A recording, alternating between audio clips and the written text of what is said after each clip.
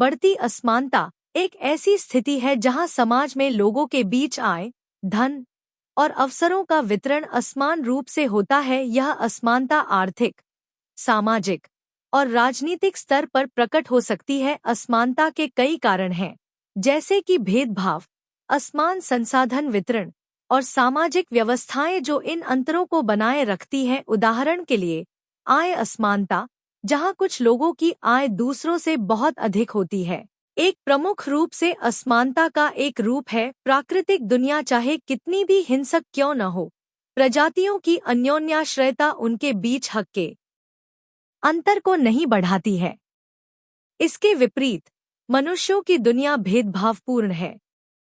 अंतर्राष्ट्रीय मुद्रा कोष के अनुसार आज सबसे अमीर 10% लोग कुल आय का 52% हड़प लेते हैं, जबकि सबसे गरीब आधे लोगों को सिर्फ 8.5% मिलता है। यह भारत जैसे देश में विशेष रूप से प्रचलित है, जहां विश्व असमानता प्रयोगशाला के अनुसार 1990 के दशक की तुलना में हाल के वर्षों में राष्ट्रीय आय में शीर्ष 10% की हिस्सेदारी 60% बढ़ी है। वहीं निचले 50% का हिस्सा न्यूनतम बना हुआ है।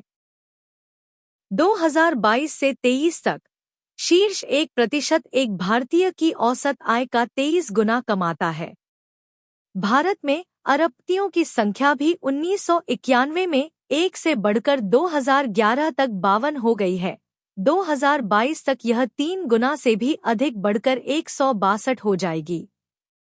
आय और संपत्ति में ऐसी असमानता चौंका देने वाली है और यह संकेत देती है कि यह अंतर जल्द ही खत्म होने की संभावना नहीं है।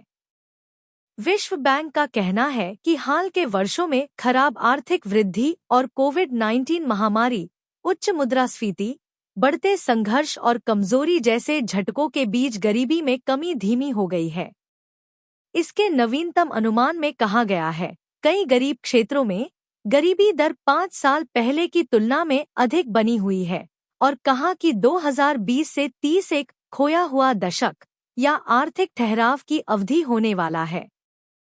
2020 से 23 में गरीब देशों में गरीबी दर में वृद्धि हुई है।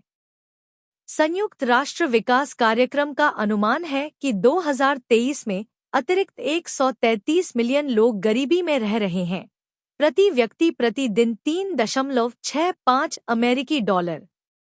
2024 के अंत तक यह संख्या बढ़ने की संभावना है। आधे से ज्यादा कम आय वाले देश ऋण संकट का सामना कर रहे हैं। विश्व बैंक के अनुसार ये देश अपने बजट का लगभग 7.5% बाहरी ऋण सेवा में खर्च करते हैं।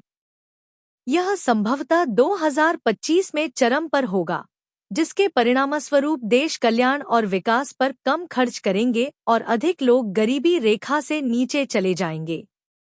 जलवायु परिवर्तन गरीबी को बढ़ा सकता है और उसे बढ़ावा दे सकता है।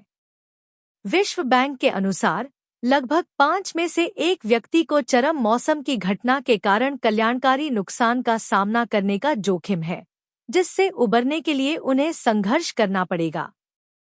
वर्तमान में दुनिया की 8.5% आबादी अत्यधिक गरीबी में रहती है, प्रति व्यक्ति प्रतिदिन 2.15 डॉलर।